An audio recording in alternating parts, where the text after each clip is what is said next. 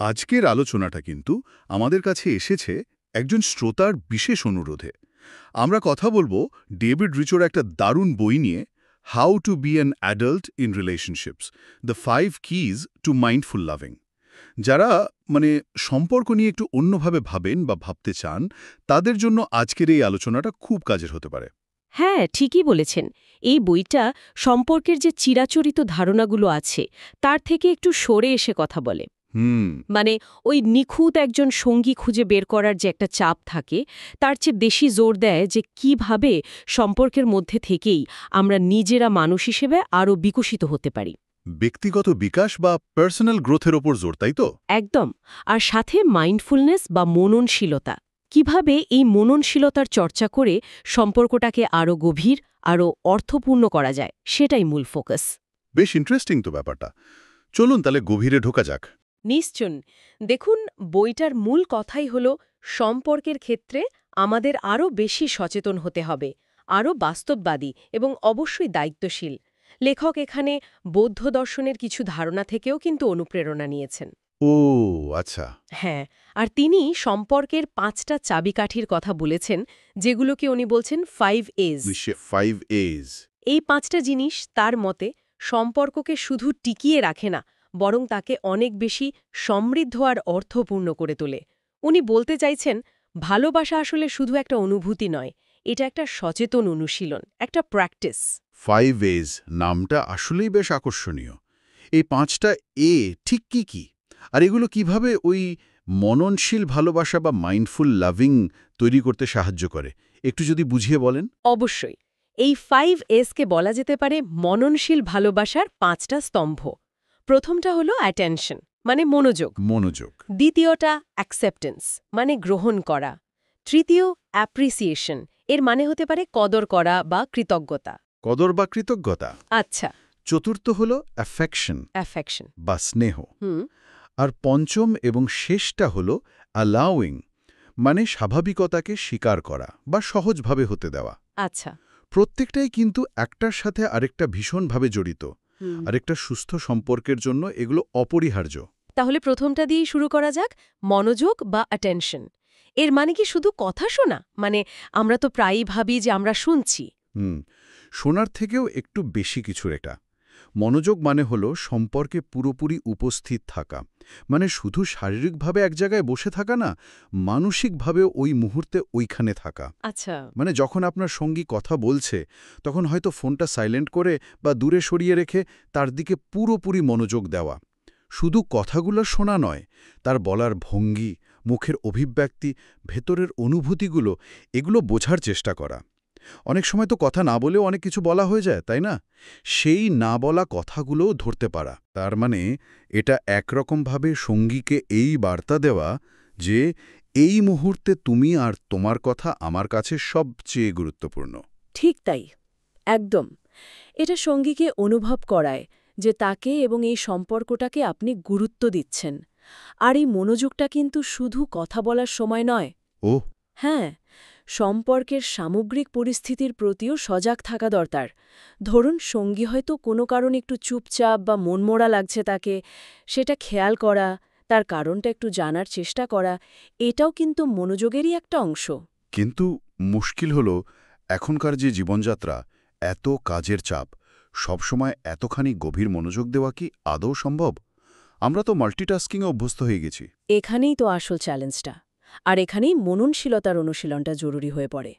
হয়তো সারাদিন ধরে এটা সম্ভব না, ঠিকই, কিন্তু দিনের মধ্যে কিছুটা সময়, ধরুন 15-20 মিনিট আলাদা করে রাখা যেতেই পারে, যখন কোনো রকম ডিস্ট্র্যাকশন ছাড়া শুধু সঙ্গীর সঙ্গে কথা বলা যায়, তার কথা মন দিয়ে শোনা যায়। একটা কোয়ালিটি টাইম আর কি। হ্যাঁ, অথবা ধরুন একসাথে কোনো কাজ করছেন, যেমন রাতের খাবার খাচ্ছেন, তখন টিভিটা বন্ধ রেখে বা ফোনটা পাশে সরিয়ে রেখে একে অপরের দিকে মনোযোগ দেওয়া। এই ছোট ছোট সচেতন চেষ্টাগুলোই কিন্তু ধীরে ধীরে বড় পরিবর্তন আনে।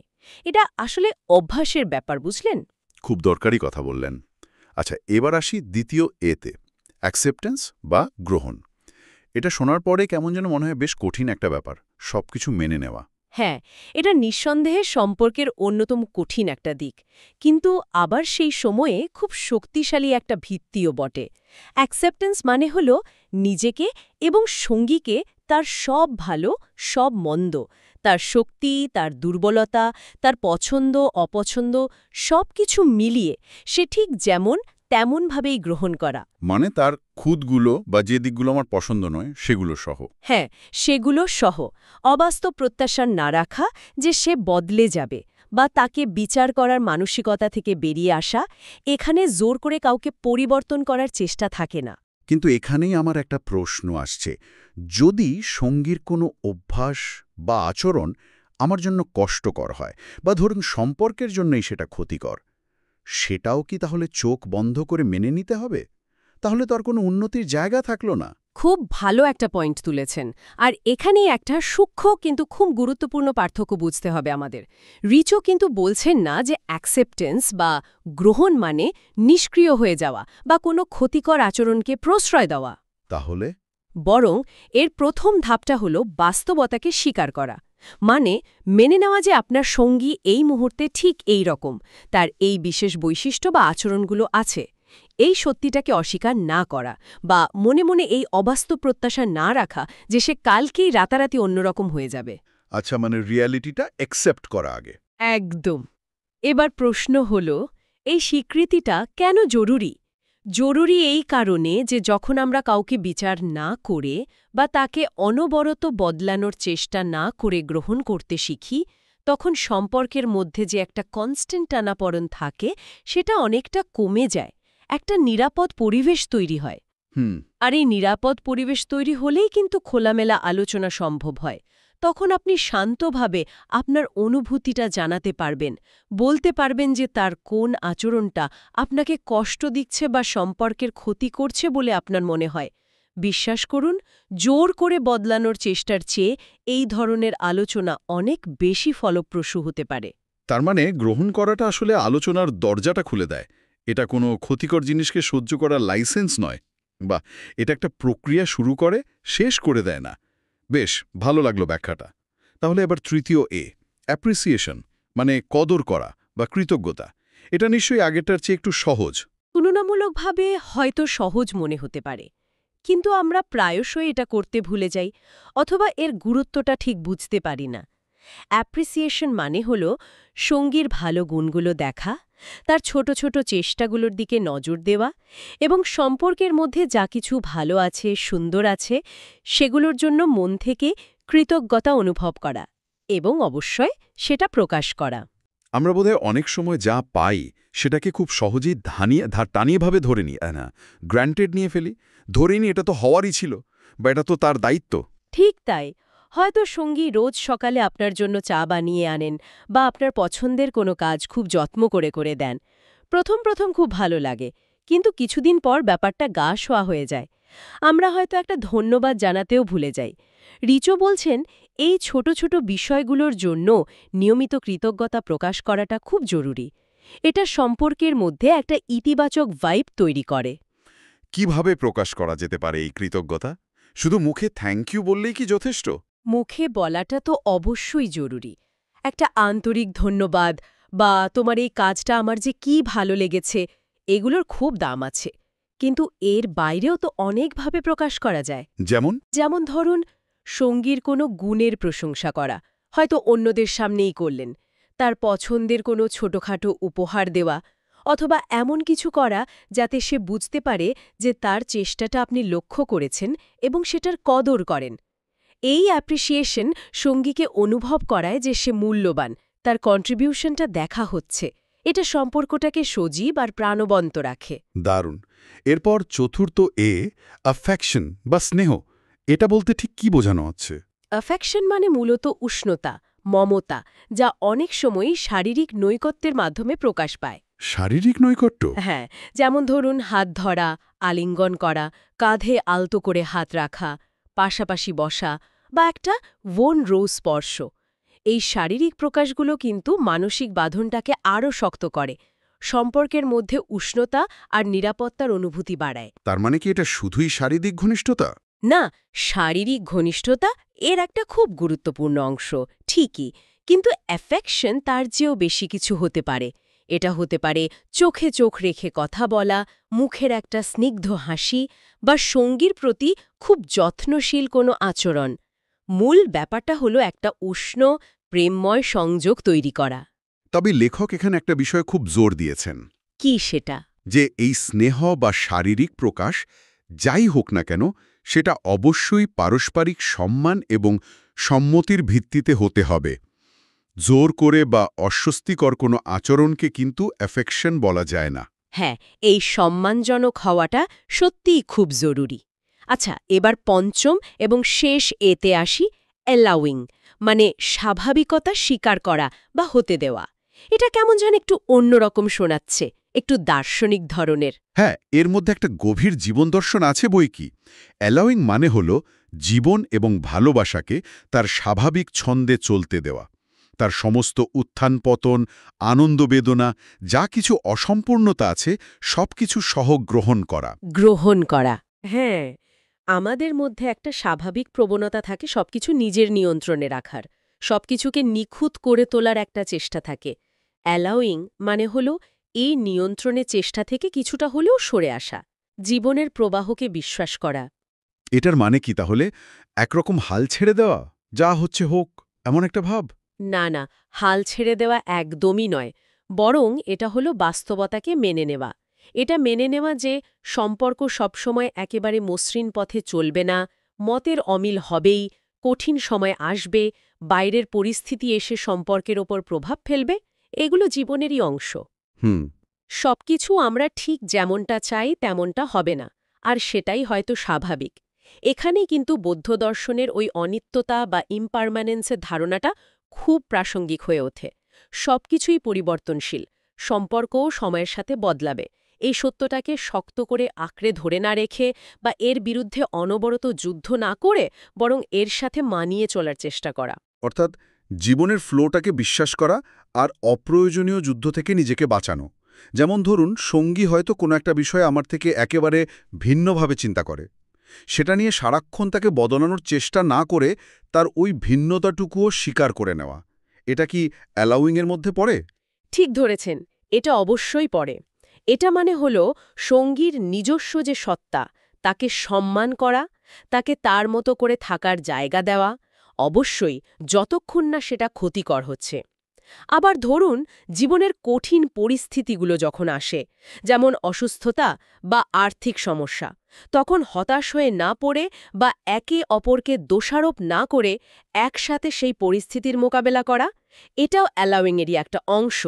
এটা আসলে সম্পর্ককে আরও স্থিতিশীল এবং বাস্তবসম্মত করে তোলে। এই 5টা মনোযোগ, গ্রহণ, কদর, স্নেহ এবং স্বাভাবিকতাকে স্বীকার করা, এগুলো যদি সত্যিই জীবনে অনুশীলন করা যায়, তাহলে সম্পর্ক যে অনেক উন্নত হবে তাতে কোনো সন্দেহই নেই। কিন্তু রিচো কি শুধু এই 5টা উপাদানের কথাই বলেছেন? আমাদের অতীতের যে অভিজ্ঞতাগুলো, বিশেষ করে ছোটবেলার কোনো ঘটনা বা মানসিক আঘাত, সেগুলো কি আমাদের এখনকার সম্পর্কের ওপর কোনো প্রভাব ফেলে না? অবশ্যই ফেলে, এবং লেখক এই বিষয়টি নিয়েও কিন্তু বেশ গুরুত্ব দিয়ে আলোচনা করেছেন। বইটার একটা বেশ বড় অংশ জুড়েই আছে এই আলোচনা কিভাবে আমাদের শৈশবের অভিজ্ঞতাগুলো, বিশেষ করে বাবা মায়ের সাথে আমাদের সম্পর্ক, আমাদের অতৃপ্ত চাহিদাগুলো, বা ধরুন কোনো মানসিক আঘাত যাকে আমরা চাইল্ডহুড উন্ডস বলি, সেগুলো আমাদের প্রাপ্তবয়স্ক সম্পর্কের ধরনটাকে অজান্তেই প্রভাবিত করে চলে। কিভাবে করে, যদি একটু উদাহরণ দিয়ে বলেন? নিশ্চয়ই। যেমন ধরুন, যে শিশু হয়তো ছোটবেলায় বাবা মায়ের কাছ থেকে যথেষ্ট মনোযোগ বা স্বীকৃতি পায়নি, সে হয়তো বড় হয়ে তার সঙ্গীর কাছ থেকে অতিরিক্ত মনোযোগ দাবি করে বসে, বা সামান্য একটু অবহেলাতেও ভীষণভাবে কষ্ট পায়, ভেঙে পড়ে। হতে পারে। অথবা ধরুন, যে শিশু খুব বেশি সমালোচনার মধ্যে বড় হয়েছে, সে হয়তো পরিণত বয়সে সঙ্গীর কোনো গঠনমূলক সমালোচনাকেও ব্যক্তিগত আক্রমণ হিসেবে ধরে নেয় এবং খুব বেশি প্রতিক্রিয়া দেখায়। অনেক সময় আমরা অবচেতনভাবেই সঙ্গীর মধ্যে আমাদের বাবা বা মায়ের ছায়া খুঁজি। মানে, হয় তাদের মতো কাউকে খুঁজি, অথবা তাদের ঠিক বিপরীত কাউকে। আবার অতীতের কোনো কষ্টকর অভিজ্ঞতার পুনরাবৃত্তি যাতে না হয়, সেটা এড়াতে গিয়ে আমরা হয়তো এমন কিছু আচরণ করে ফেলি যা আসলে সম্পর্কটাকে আরও জটিল করে তোলে। যেমন অতিরিক্ত নিয়ন্ত্রণ করতে চাওয়া বা উল্টো দিকে একেবারে দূরত্ব তৈরি করে ফেলা। তার মানে ব্যাপারটা দাঁড়াচ্ছে যে আমরা হয়তো নিজেরাও জানি না, কিন্তু বর্তমান সঙ্গীর সাথে আমাদের অতীতের কোনো অসম্পূর্ণ হিসেব মেলানোর চেষ্টা করে চলেছি। অনেক ক্ষেত্রেই ঠিক তাই ঘটে। রিচো বলছেন এই প্যাটার্নগুলো বা নকশাগুলো চিনতে পারাটা খুব জরুরি। নিজের ভেতরটা একটু খুঁটিয়ে দেখা দরকার, বোঝা দরকার যে আমার এই বিশেষ অনুভূতিটা বা এই আচরণটা এটা কি বর্তমান পরিস্থিতির বাস্তব প্রতিক্রিয়া নাকি অতীতের কোনো না পাওয়া বা আঘাতের প্রতিধ্বনি। এই আত্মসচেতনতাই হল পরিবর্তনের প্রথম ধাপ। তাহলে এই অতীতের ক্ষতগুলো সারিয়ে তোলার উপায় কি? সেক্ষেত্রে এই 5 A's কিভাবে সাহায্য করতে পারে? এদের কি কোনো ভূমিকা আছে? এখানেই তো 5 A's এর আরও গভীর প্রয়োগ এবং আসল কার্যকারিতাটা লুকিয়ে আছে। রিচো মনে করেন এই 5টি গুণ যখন আমরা সচেতনভাবে আমাদের সম্পর্কের মধ্যে অনুশীলন করি, তখন তা শুধু বর্তমান সম্পর্কটাকে সুস্থ আর সুন্দর করে তোলে না, বরং আমাদের অতীতের সেই না পাওয়া চাহিদাগুলো পূরণ করতে এবং পুরনো ক্ষতগুলো সারাতেও ভীষণভাবে সাহায্য করে। সেটা কিভাবে সম্ভব? যেমন ধরুন, যখন আমরা সঙ্গীকে বিচার না করে পূর্ণ মনোযোগ দিই এবং তাকে তার সমস্ত অপূর্ণতা সহ গ্রহণ করি, তখন সম্পর্কের মধ্যে যে একটা নিরাপত্তা আর উষ্ণতার পরিবেশ তৈরি হয়, সেই অভিজ্ঞতাটা হয়তো আমরা ছোটবেলায় পাইনি। এই নতুন অভিজ্ঞতাটা আমাদের ভেতরের সে পুরনো শূন্যস্থান পূরণ করতে সাহায্য করতে পারে। আচ্ছা। একইভাবে যখন আমরা সঙ্গীর ভালো দিকগুলোর কদর করতে শিখি এবং স্নেহের মাধ্যমে উষ্ণতা বিনিময় করি, তখন আমরা আসলে ভালোবাসার একটা স্বাস্থ্যকর আদান-প্রদান শিখি, যেটা হয়তো আগে আমাদের অভিজ্ঞতায় ছিল না। আর অ্যালাউইং মানে ওই স্বাভাবিকতাকে মেনে নেওয়া, সেটা কিভাবে সাহায্য করে? অ্যালাউইং বা স্বাভাবিকতাকে মেনে নেওয়ার অনুশীলনটা আমাদের শেখায় যে জীবন বা সম্পর্ক কোনোটি নিখুঁত হয় না, আর এই অপূর্ণতা সত্ত্বেও ভালোবাসা এবং সুখ খুঁজে পাওয়া সম্ভব। এটা আমাদের অতীতের ওই অবাস্তব প্রত্যাশাগুলো বা পারফেকশনিজমের ধারণা থেকে বেরিয়ে আসতে সাহায্য করে। আর সবচেয়ে গুরুত্বপূর্ণ বিষয় হল, এই 5টি গুণের অনুশীলন কিন্তু শুধু সঙ্গীর প্রতি করলেই হবে না, নিজের প্রতিও করতে হবে। একদম নিজের প্রতিও করতে হবে। নিজেকে মনোযোগ দেওয়া, নিজের ভুল ত্রুটি সহ নিজেকে গ্রহণ করা, নিজের ভালো দিকগুলোর কদর করা, নিজের প্রতি স্নেহশীল বা কাইন্ড হওয়া এবং জীবনের স্বাভাবিক ছন্দকে মেনে নেওয়া। এই আত্মচর্চা মানে নিজের প্রতি এই 5টি এ প্রয়োগ করা অতীতের ক্ষত নিরাময়ে একটা বিশাল ভূমিকা রাখে। বাহ! তার মানে পরিমতো ভালোবাসা শুধু একটা তীব্র আবেগ বা রোম্যান্টিক অনুভূতি নয়, যা হুট করে আসে আর হয়তো চলেও যায়। বরং এটা একটা সচেতন, ধারাবাহিক প্রক্রিয়া, একটা অনুশীলন, একটা স্কিল যা আসলে অর্জন করতে হয়। এটা তো ভালোবাসাকে একটা বিরাট দায়িত্বের জায়গায় নিয়ে যাচ্ছে, কিন্তু একই সাথে ব্যক্তিগত বিকাশের একটা দারুণ সুযোগ হিসেবেও দেখাচ্ছে। ঠিক তাই। রিচো ভালোবাসাটাকে একটা ভার্ব বা ক্রিয়াপদ হিসেবে দেখতে বলছেন, শুধু নাউন বা বিশেষ্য নয়। এটা এমন কিছু যা আমরা সক্রিয়ভাবে করি, মনোযোগ দিই, গ্রহণ করি, কদর করি, স্নেহ প্রকাশ করি, মেনে নিই। এটা শুধু একটা অনুভূতি নয় যা আমরা প্যাসিভলি অনুভব করি। আর এই সচেতন চর্চার মাধ্যমে সম্পর্ক সময়ের সাথে সাথে আরও গভীর হয়, স্থিতিশীল হয় এবং এমনকি রূপান্তরকারী বা ট্রান্সফরমেটিভ হয়ে উঠতে পারে। এটা শুধু সম্পর্ককেই ভালো রাখে না, আমাদের নিজেদেরও আরও পরিণত, আরও সম্পূর্ণ মানুষ হিসেবে গড়ে তোলে। তাহলে ডেভিড রিচোর মূল বার্তাটা যদি সংক্ষেপে বলি, তাহলে দাঁড়ায় এই রকম: একটা সুস্থ পরিণত সম্পর্ক গড়ে তোলার জন্য বাইরে ওই পারফেক্ট মানুষ খুঁজে বেড়ানোর চেয়ে নিজের ভেতরে এই 5টি গুণের চর্চা করাটা অনেক বেশি জরুরি। মনোযোগ, গ্রহণ, কদর, স্নেহ এবং স্বাভাবিকতাকে স্বীকার করা, এই 5S হতে পারে সেই আসল চাবিকাঠি। এবং এই চর্চাটা কিন্তু দ্বিমেখী। সঙ্গীর প্রতি যেমন করতে হবে, ঠিক তেমনি নিজের প্রতিও করতে হবে। বইটি আমাদের এটাই শেখায় যে ভালোবাসা কেবল পাওয়ার বিষয় নয়, এটা দাওয়ার এবং প্রতিনিয়ত চর্চা করার বিষয়। আর এই চর্চার মাধ্যমে আমরা নিজেদের এবং অন্যদের প্রতি আরও বেশি খোলামেলা হতে শিখি, আরও সহানুভূতিশীল এবং বাস্তববাদী হতে শিখি, যা শেষ পর্যন্ত আমাদের ব্যক্তিগত শান্তি এবং এক ধরনের পূর্ণতার দিকেও অনেকটাই এগিয়ে নিয়ে যায়। এই গভীর এবং সত্যি বলতে কি খুব অন্তর্দৃষ্টিপূর্ণ আলোচনার জন্য আপনাকে অনেক ধন্যবাদ। শেষ করার আগে শ্রোতাদের জন্য একটা প্রশ্ন রেখে যেতে চাই। নিশ্চয়ই। ডেভিড রিচোরের এই 5 A's মনোযোগ, গ্রহণ, কদর, স্নেহ এবং স্বাভাবিকতা শিকার, এই 5টি উপাদানের মধ্যে কোনটিকে আপনার নিজের সম্পর্কের ক্ষেত্রে বা এমনকি নিজের ব্যক্তিগত জীবনে এই মুহূর্তে অনুশীলন করাটা সবচেয়ে জরুরি বা সবচেয়ে ফলপ্রসূ মনে হচ্ছে? বিষয়টা নিয়ে একটু ভেবে দেখার আমন্ত্রণ রইল।